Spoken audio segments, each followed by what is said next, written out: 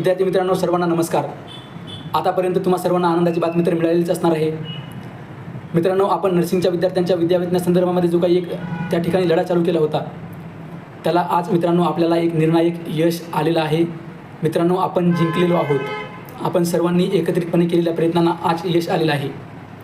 आज मुंबई येथे झालेल्या मंत्रिमंडळाच्या बैठकीमध्ये नर्सिंगच्या विद्यार्थ्यांना इंटर्नशिपच्या काळामध्ये 8,000 रुपये प्रति महिना एवढं स्टायफंड त्या ठिकाणी मंजूर करण्यात आलेलं आहे.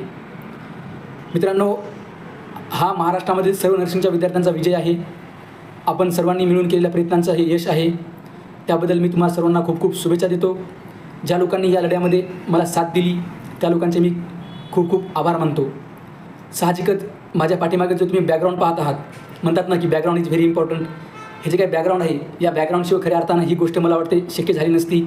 आणि म्हणून अखिल भारतीय विद्यार्थी परिषदेमधल्या ज्या काही ज्येष्ठ लोकांनी आणि माझ्यासोबतच्या कार्यकर्त्यांनी मला या प्रवासादरम्यान जे काही मार्गदर्शन केलं, जी काही मदत केली, त्याबद्दल त्यांचे मी खूप खूप आभार मानतो.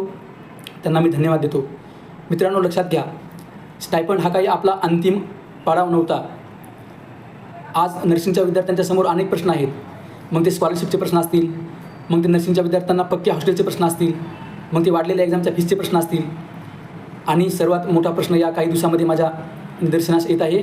महाराष्ट्रामधल्या वेगवेगळ्या विद्यार्थ्यांचे मला या संदर्भामध्ये फोन येत आहेत की शिक्षकांकडून विद्यार्थ्यांची होणारी हॅरासमेंट, असे अनेक प्रश्न त्या ठिकाणी नर्सिंगच्या विद्यार्थ्यांसमोर आहेत. आणि या सगळ्या प्रश्नासंदर्भामध्ये आपल्याला येणाऱ्या काळामध्ये लढा द्यायचा आहे. अत्यंत संविधानिक मार्गाने आपल्याला त्या ठिकाणी हे सगळे प्रश्न ॲड्रेस करायचे आहेत, शासन प्रशासनासमोर मांडायचे आहेत आणि ते सोडवायचे आहेत. या लढ्यामध्ये, स्टायफंडच्या लढ्यामध्ये ज्या लोकांनी मला साथ दिली त्या लोकांचे मी पुन्हा एकदा आभार मानतो. आणि ज्या लोकांनी साथ नाही दिली त्या लोकांकडून अपेक्षा करतो की येणाऱ्या समोरच्या जे काही आपले मोहिमे असतील त्यामध्ये तुम्ही आम्हाला साथ देसाल, अशी मी अपेक्षा व्यक्त करतो. पुन्हा एकदा महाराष्ट्रामधल्या सगळ्या नर्सिंगच्या विद्यार्थ्यांना मी त्या ठिकाणी शुभेच्छा देतो. येणाऱ्या काळामध्ये GNMच्या विद्यार्थ्यांचे जे काही स्टायफंडचा प्रश्न असेल ते आपल्याला त्या ठिकाणी हाती घ्यायचा आहे. धन्यवाद.